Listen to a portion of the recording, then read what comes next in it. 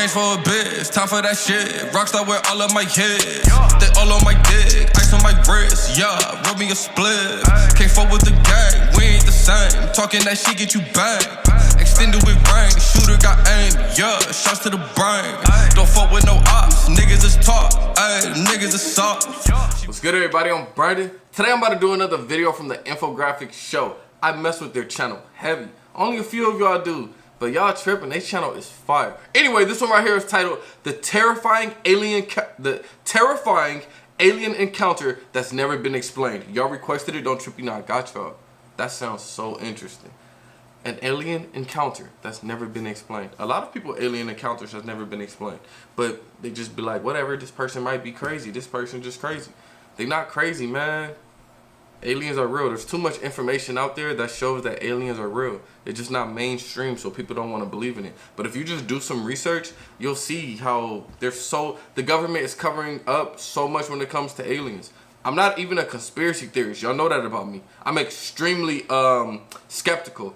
But like, just do some research. I'm telling you, even if you dedicate 2 days of just doing research, there's too much research that shows that, yeah, we've been visited by aliens. You know what I'm saying? And it's like, yeah, the government may be trying to cover it up. Like, I'm telling you guys, way too much information out there. Look up somebody, I think his name is Dr. Greer, and he used to work for the government. And he's coming out, he's making movies about it. There's a movie on Netflix called Unacknowledged.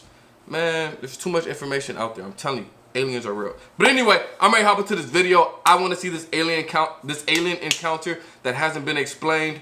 Let's hop on into it. UFOs and alien encounters have been reported since antiquity. Yet in the 1950s, an explosion of UFO sightings rocked the planet and continue to this day. Although they are often harmless events, there is a darker side to the UFO phenomenon: the alleged abduction or visitation of human beings by alien visitors. Hello and welcome to another special episode of the Infographic Show's Greatest Mysteries. Today we're taking a look at the alien abduction phenomenon with two of the most convincing cases of all time. Many abduction stories tell of aliens performing medical tests on their human test subjects, but some claim that the aliens are also interested in our mating habits, or perhaps require our help in creating a race of human-alien hybrids. Whatever the reasoning, some alien abductees report sexual encounters during their abduction event, and few are more well known than the first recorded abduction of the modern age, the abduction of Antonio Vilas Boas. In early October 1957, Boas began seeing strange, bright lights in the sky around his family's farm in rural Brazil. On October 5th, just before midnight, Boas spotted a bright white light in the sky as he opened his bedroom window to get some fresh air. Later that night, after sleeping for a bit, Boas awoke and discovered the same light in the exact same position. Yet, as he looked at it, the light suddenly began to move toward him at a frightening speed. Terrified, he slammed shut the window shutters and woke up his brother, and the two watched as the bright light shined through the closed shutters before leaving. The light reappeared 9 days later when Boas and his brother were out working in the fields at night to beat the daytime heat. This time, the light hovered about 300 feet above their head and moved from one end of the field to the other as the brothers approached to investigate. Suddenly, the light disappeared, as if having been turned off, though Boas suggested that the light may have simply lifted up and rushed away while he wasn't looking. The next night, working in the fields alone, a reddish light zoomed out of the sky towards Boas at incredible speed. Before he could decide what to do, it had already stopped directly above his head, and Boas could see a craft that looked like a large, elongated egg. 3 legs extended from underneath it as the craft began to descend, at which point a terrified Boas ran to his tractor. But upon reaching it, the tractor and its lights suddenly died. While Boas was fleeing for his house, a small figure suddenly grabbed his arm. According to Boas, the figure was dressed in a full body-length suit of some kind, with an elongated helmet and what appeared to be breathing tubes connected to its bodysuit. Shaking off the figure, Boas turned to run again, but was surrounded by 3 figures who overpowered him. Boas was taken to a flexible metallic rolling ladder, which whirred him up and into the spacecraft. Once inside, he found himself in a small, brightly lit square room. The aliens grabbed Boas and held him in place while they undressed him, and despite his opposition, the aliens seemed to take care not to harm him or damage his clothing as they patiently removed it. All the while, the aliens communicated between themselves, with Boas describing the sounds as some kind of animalistic grunts. The sounds were so foreign to Boas that when interviewed later, he had a difficult time describing or recreating them. Once naked, the aliens applied a... I thought some people said aliens speak telepathically. I don't know. Let's just keep watching. This is pretty interesting, though. This is pretty interesting. Even though people say there's different races of aliens, I don't know about all of that. I can't necessarily speak on all of that because upon doing all my research, you know what I'm saying, some people say that, some people don't say that, but you can't really confirm that. You know what I'm saying? But I don't know. This is pretty interesting, though. This is pretty liquid to his body, likely a These are the smaller gray ones with the big heads. From his chin that left small scars later noticed by doctors. At this point, Boas said he was left alone for about an hour until suddenly a nude female figure entered the room, described by Boas as human, yet with features that, although beautiful, were not quite right. A device in the ceiling emitted a puff of smoke that made Boas nauseous initially, but he thought it acted as some sort of aphrodisiac. After engaging in intercourse with the alien woman, Boas was allowed to dress and return to his farm, but not before trying to secretly steal a small device from the ship as proof of his experience, which caused one of the aliens to react very violently.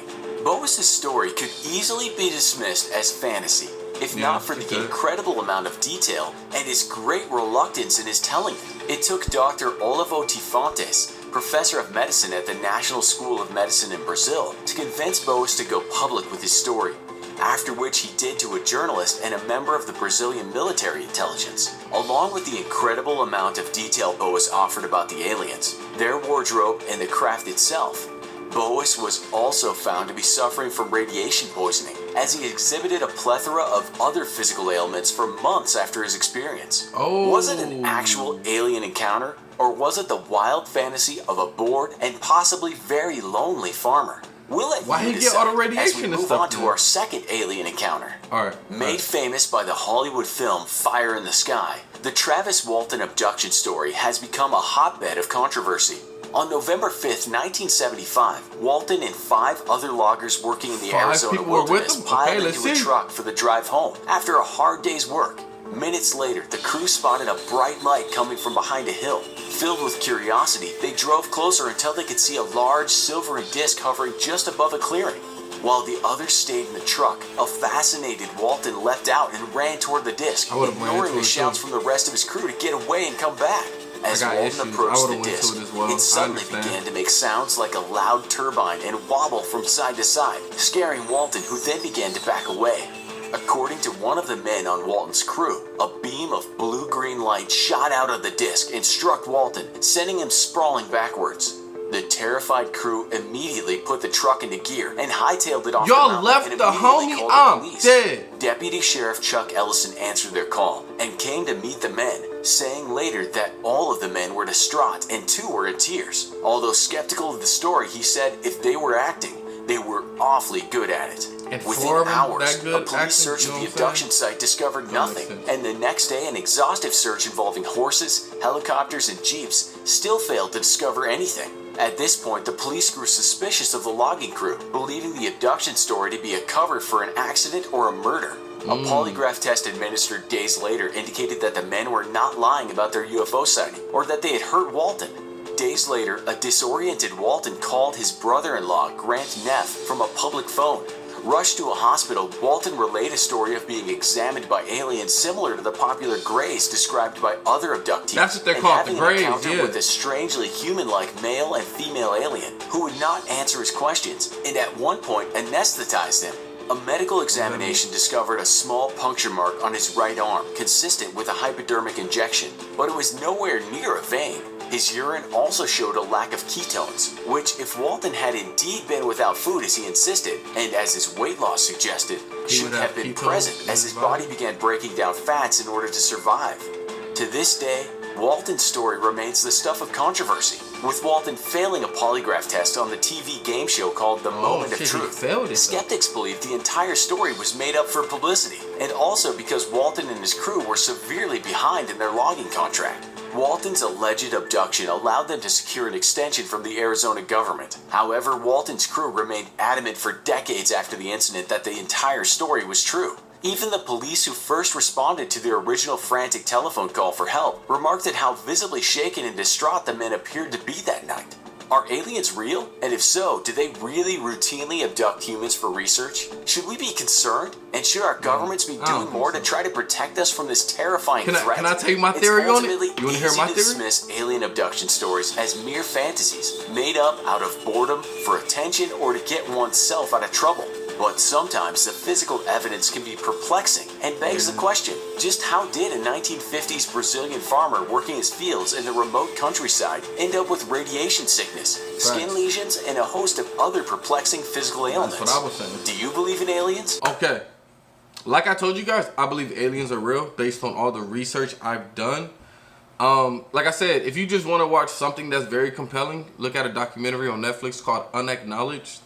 Yeah, that'll give you a lot of answers, and then you can just research the doctor that basically made the documentary. His name is Dr. Greer, I want to say. I forgot his name. But anyway, like I said in the beginning, I believe in aliens. I don't necessarily know why they're doing what they're doing. Nobody knows unless you're working directly with them. But I've read a lot of theories. So what I think personally, or what I hope, is that, yeah, they're trying to work with humans to make us better. You know what I'm saying? To help evolve us and make us all better. To help us realize that we are all creators just like they're creators. And we're all in this universe together fucking coexisting. You know what I'm saying? That's what I want to believe. That's what I want to believe. Now, there's a lot of theories out there. You know, aliens, they want to come here and take over. Reptilians are in the government. You know what I'm saying? There's so many different theories. Reptilians are the bad, aliens. I don't know. That could be true. That could be true. You know what I'm saying? But all that I know for sure, or that I believe for sure, is that yes, aliens are definitely real. And I think they have different races because based on all the evidence that I look at, a lot of them describe them differently, but they all describe aliens. So I'm like, there might be different races of aliens. So there might be reptilians, bro. Who knows? Because in ancient history, they talk about fucking, I think the Sumerians talk about the reptilians that came here. Like, man, it's a lot out there. Just do your research. I'm telling you, it's a lot of information. But of course, it's hard to believe. I don't believe it all, except the fact that we have been visited by aliens. I don't know what they look like. I don't know if there's different races, but I definitely believe we've been visited by aliens. And who knows, we could still be working with them. I have no clue. I don't know. See y'all next time. Peace.